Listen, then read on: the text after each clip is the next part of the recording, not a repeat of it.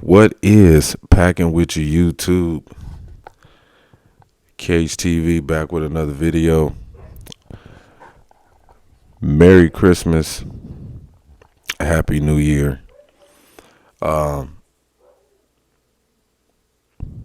Packers win. Victory Monday. We beat the Panthers 33-30. In a close game, exciting game. We finish it off with a field goal to become 7-8. Still in the playoff hunt. Whatever. I don't even care about the playoffs at this point. I think one of the most depressing things about yesterday, besides us almost letting Bryce Young have 300 passing yards in a career, one of the biggest games in his career so far as a starting quarterback in the NFL, was watching the 0-16 Lions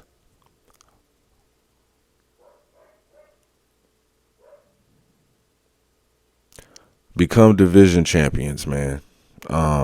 Nothing was more sickening to see than a team built and born out of mediocrity to win the NFC North. But hey, it is what it is. They have had I don't want to say successful season. I want to say they had a lucky season. This is a lucky season for the Lions, the 0-16 Lions. So I guess, the sun got to shine on mediocrity sometime. And one of those times are now. And it just sucks that in this present day and age, being a football fan, that I have to witness something so disgraceful like the 0-16 Lions winning the North. That tells you pretty much how this season has been. It's been mediocre. This has been one of the most mediocre seasons in totality this year. I mean, you not to put those players down that have had, monumental individual success this season. The guys putting up big career numbers this year, but as far as a whole, as the NFL season has been pretty mediocre. So this explains why the 0-16 Lions have won the North. Yeah, but let's get back to this game, man. It was nice to see Aaron Jones back. He had a big day. Looking like the old Aaron Jones. Balling. Hold on, let me check something right quick. Yeah, 21 carries, 127 yards. And every time we see Aaron Jones carry the ball like this, how many yards? 6 yards he averaged to carry. And when you see things like that, that is just, a sign of success for the Green Bay Packers. Jordan Love did okay, had an okay day. 60% of his passes were completed.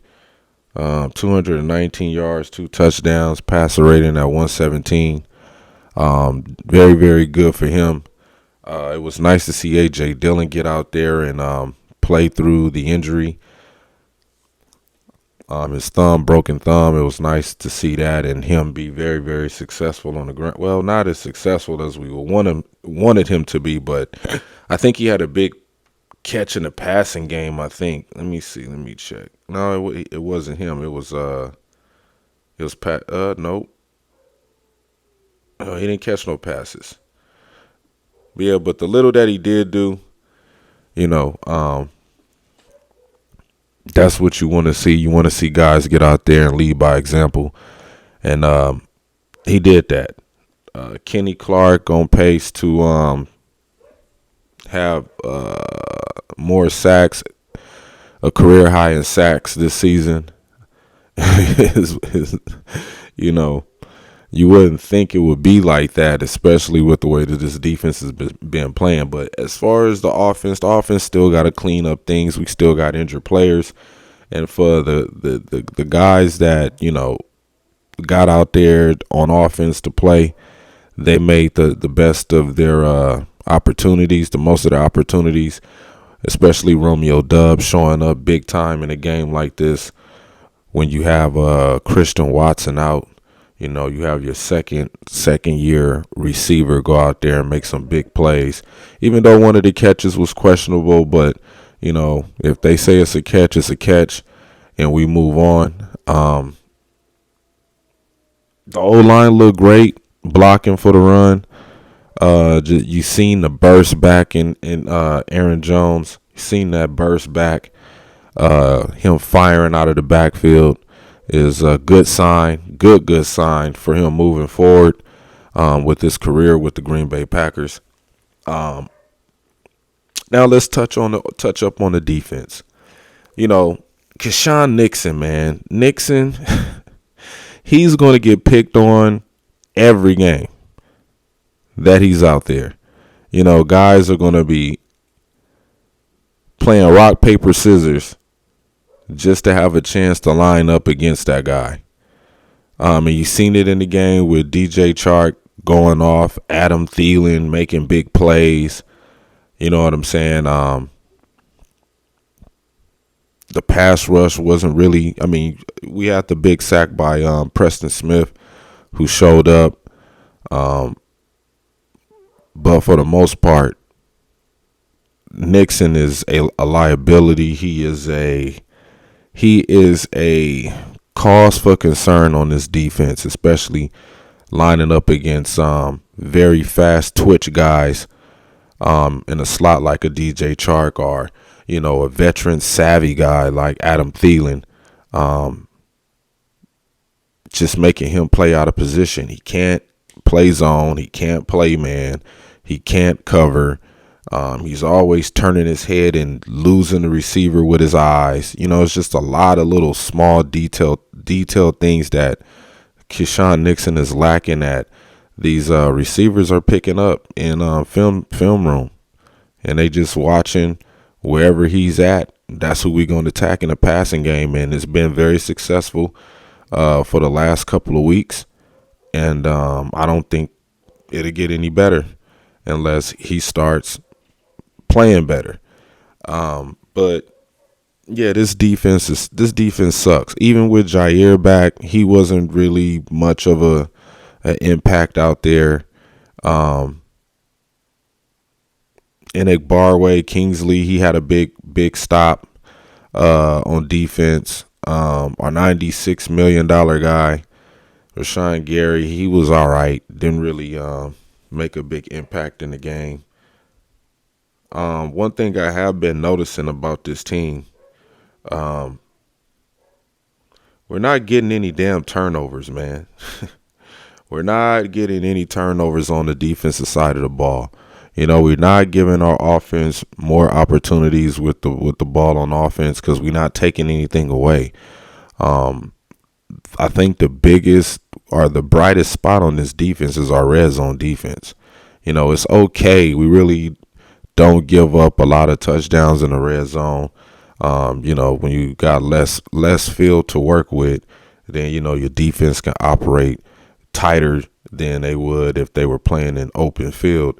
And, of course, we just keep giving up big play after big play after big play after big play to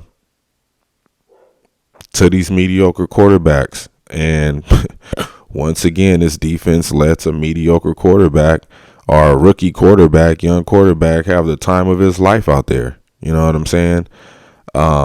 So Joe Barry, at this point in time, man, everybody that's a Packer fan is pretty much fed up with the guy. I'm hearing that we have a line of defensive coaches waiting and watching to see what the Packers are going to do with Joe Barry, or if they're going to let him go. One thing, and I understand that Matt LaFleur has to keep this locker room together because playoff implications are on the line, and he don't want to step outside of the boundary of saying anything negative about Joe Barry. So he's going to sugarcoat a lot of things, and he's going to talk around the issue. I mean, he'll point some things out, but it'll be kind of indirect to where he's not really pointing out Joe Barry. And I mean, just watching the game, I thought about going live to watch the game, but just watching the game when they kept going up to the Sky booth showing Joe Barry, he in there panicking and like, okay guys, we gotta get a stop. He like really trying to keep his job. And I think the writing is already on the wall at this point. You know what I'm saying? As far as him being employed for the Green Bay Packers. But it makes sense why you have all of these defensive coordinators around the NFL lining up to get this job. And I'm going to tell you why. Because if you have the Green Bay Packers on your resume, that's pretty much your membership card to get another job for another team. If you got defensive coordinator for the Green Bay Packers, or offensive coordinator or head coach for the Green Bay Packers, you pretty much guaranteed to get a job anywhere around the league. Now, in Joe Barry's case, maybe he gets picked up. Somebody will pick him up. If Matt LaFleur is willing to fire his friend. So we still got that whole issue to deal with in the offseason.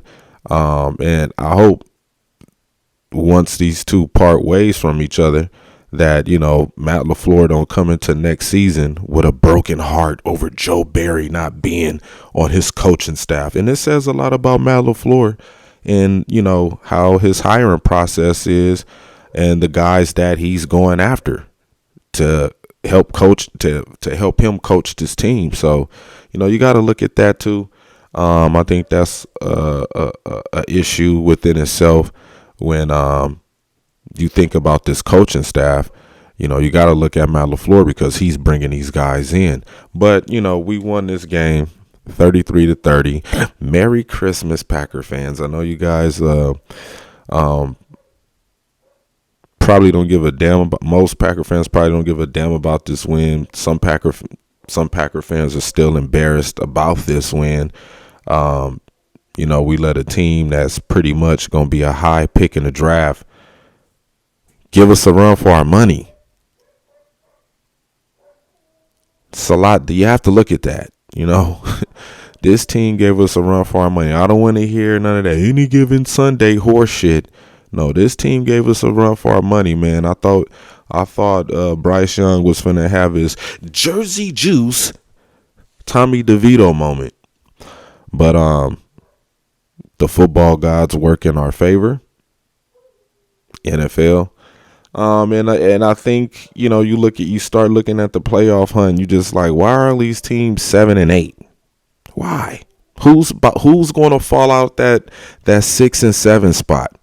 Will it be the Rams or will it be the Seattle Seahawks? I don't think the NFL want to see 3 NFC West teams.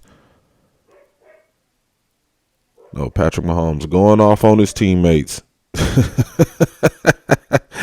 The Chiefs, they look so silly right now. But yeah, man, before I get out of here, man, just have a safe Christmas. Drink responsibly. Don't drink and drive.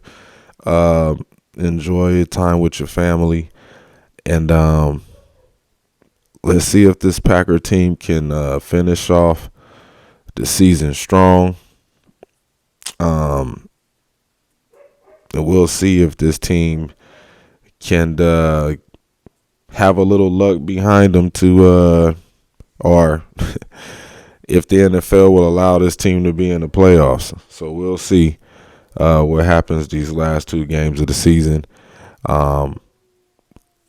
It's fantasy football playoff time right now, and I'm in a good spot. We got a good lead going into these last 3 games of the week, and then we off to the championship.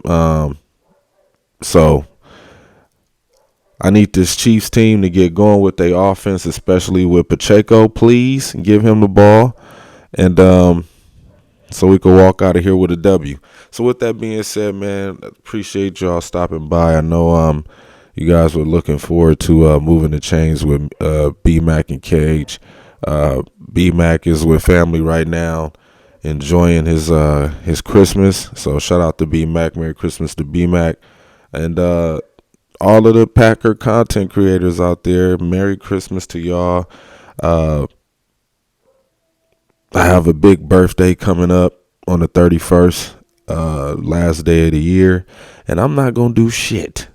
I'm going to chill in the crib, have my little nice drink, and we're going to close out the year relaxing.